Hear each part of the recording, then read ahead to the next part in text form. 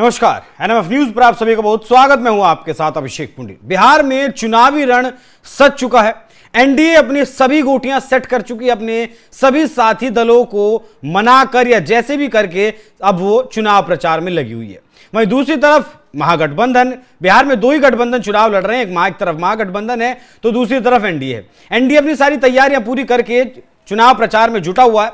लेकिन महागठबंधन की अगर बात करें तो महागठबंधन की तरफ से आरजेडी जब दूसरे चरण के नामांकन का आखिरी दिन होता है तब अपने उम्मीदवारों की 143 सीटों की वो सूची जारी करती है। कांग्रेस पार्टी 63 सीटों पर उम्मीदवार उतार देती है, 60 सीटों पर। इसके अलावा मुकेश सहनी को भी अंतिम वक्त में नामांकन अपने उम्मीदवारों को सिंबल देना पड़ता है। तो चुनावी तैयारियां तो बहुत दूर की बात है। जिस पार्टी के अब तक उम्मीदवार फाइनल हुए हैं, जिस दिन नामांकन का आखिरी दिन तक, उस दिन तक ये कारण आखिर इसके पीछे क्या है?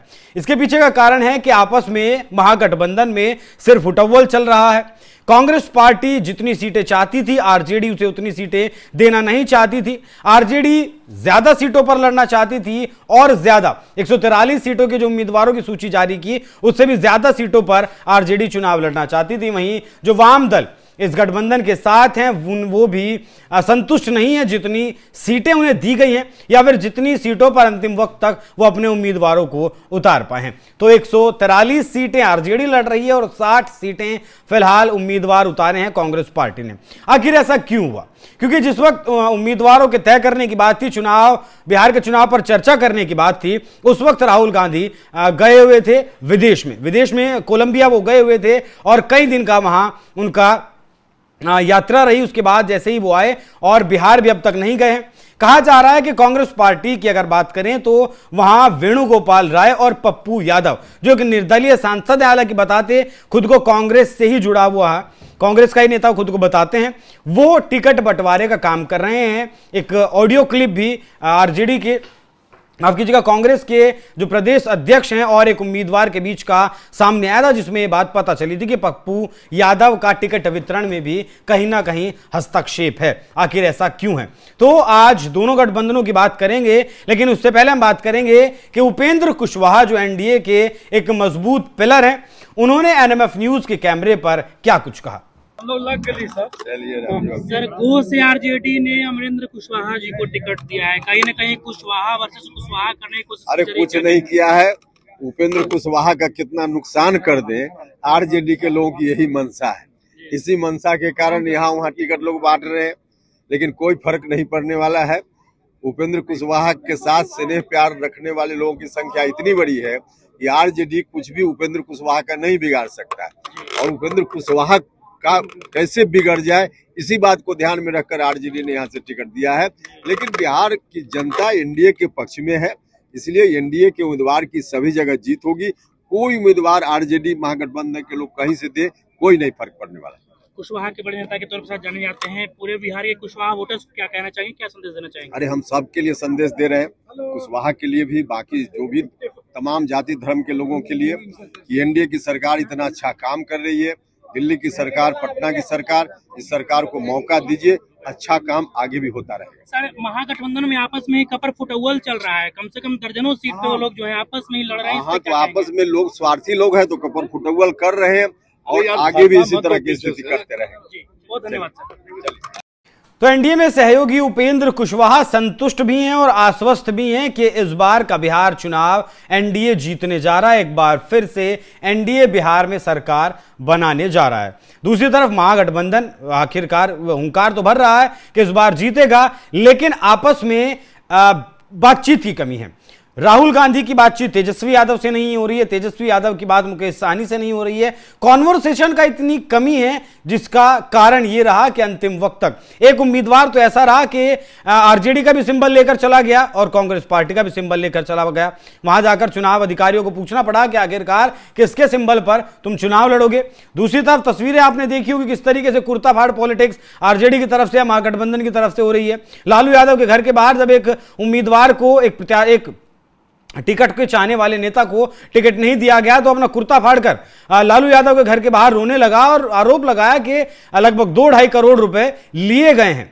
जिस उम्मीदवार को टिकट दिया गया उस उम्मीदवार को विधानसभा में लोग जानते भी नहीं है। तो इस तरीके से उठापटक चल रही। तेजस्वी यादव पिछले 15 दिन से इसी कश्मकश में प्रचार के लिए भी पटना से बाहर नहीं निकल पाए, क्योंकि टिकट का बंटवारा पहले तरीके से हो पाए उसके बाद ही चुनाव प्रचार के लिए बाहर निकला जाए। अभी आप सुनिए बीजेपी के जो प्रदेश अध्यक्ष हैं बिहार में, उन्होंने इस महागठबंधन में क्या कुछ चल रहा है उस विषय पर क्या कुछ कहा। जल्दी सर, जिस तरीके से महागठबंधन में आपस में सिर फुटोवल चल रहा है उस पे क्या कहेंगे? कपर फुटोवल, सिर फुटोवल, एकदम सही बोले। महागठबंधन आज तक आपस में लड़ झगड़ रहा है, सत्ता के लिए एक दूसरे को नोच नपाट रहा है, सिर फुटोवल चल रहा है। मतदाता देख रही है कि जो गठबंधन सीट का बंटवारा नहीं कर सकता है, जो गठबंधन सिर फुटोवल कर रहा है, उसको कभी भी सरकार में नहीं आने देगी। और मतदाता ने मन बना लिया है कि एनडीए की सरकार भारी बहुमत से बनने जा रही है। दर्जनों सीट पर आपस में ही वो लोग लड़ रहे हैं। मरेंगे सभी लोग जो है आपस में लड़ेंगे झगड़ेंगे, ये उनका स्वभाव है, ये चाल चरित्र चेहरा है महागठबंधन का, राजद का, कांग्रेस का। ये लोग आपस में लड़ेंगे झगड़ेंगे और बिहार को पहले भी उन्होंने बदहाल बनाया था, जंगल राज, और आज भी वही हाल है। राजद वाले कह रहे हैं कि नीतीश जी चुनाव बाद हमारे साथ चले आएंगे। अरे वो सब ऐसे सपना देखता है, सब और कोई काम में नहीं है। ये बीजेपी के प्रदेश अध्यक्ष थे दिलीप जायसवाल। बाकी बिहार में ऐसा कुछ चल रहा है। देखिए, आप नेताओं की बयान से आप अंदाजा लगा सकते हैं कि किस तरीके से महागठबंधन बिल्कुल भी एकजुट नहीं है और वोटिंग से पहले ही लगता है कि महागठबंधन कहीं ना कहीं टूट गया है, बस सिर्फ दिखाने के लिए फिलहाल साथ है। राहुल गांधी किस तरीके से काम कर रहे हैं बिहार में, बिहार के चुनाव को लेकर कितने सीरियस हैं, उसे आपको सुनना चाहिए तेज प्रताप के मुंह से। सुनवाइएगा जरा। राहुल गांधी तो मेरा कॉपी कर रहे हैं, राहुल गांधी मेरा कॉपी करके जलेबी छान रहे हैं। राहुल गांधी जलेबी तो हम ही उनको सिखाए, तब वो जब छान रहे हैं।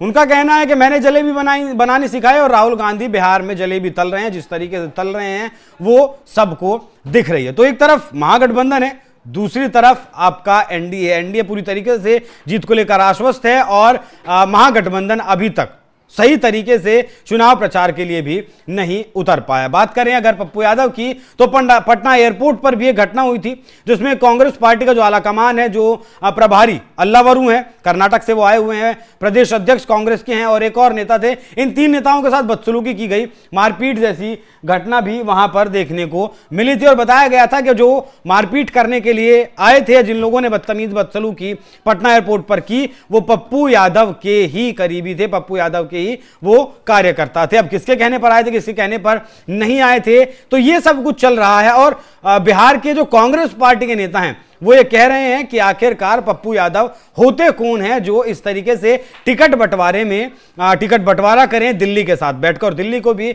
नहीं दिख रहा है कि आखिर वो कर क्या रही है। कुछ विश्लेषकों का कहना है कि जिस तरीके से राहुल गांधी चुनाव लड़ रहे हैं, उन्होंने साफ तौर पर पार्टी को यह संदेश दिया है कि अपने आप को उस स्थिति में लेकर आना है कि बराबर जो जितनी भी राज्यों में क्षेत्रीय पार्टियों के साथ उनकी टक्कर है या क्षेत्रीय पार्टियों के साथ वो लड़ते हैं, तो हर राज्य में इस स्थिति में आना है कि बार्गेनिंग सही तरीके से की जा सके और बराबरी पर कम से कम आकर खड़ा हुआ जा सके। इसके लिए अपना कैडर तैयार करना होगा, इसके लिए ज्यादा से ज्यादा सीटों पर खुद चुनाव लड़ना होगा। बाकी ये खुद चुनाव लड़ना ज्यादा से ज्यादा सीटों पर कांग्रेस को कितना भारी पड़ता है या फिर आरजेडी पर कितना भारी पड़ता है, क्योंकि पिछली बार 60 सीटों में से महज 19 सीटें कांग्रेस पार्टी जीत पाई थी और इस बार दम भर रही है कि वो और ज्यादा सीटें जीतेगी। 14 नवंबर को नतीजे बिहार के आ जाएंगे, उस दिन पता लगेगा कि किसकी किस्मत में क्या आया है। बाकी आप लोग इस विषय पर क्या सोचते हैं, अपनी राय हमें कमेंट बॉक्स में जरूर बताइएगा। नमस्कार।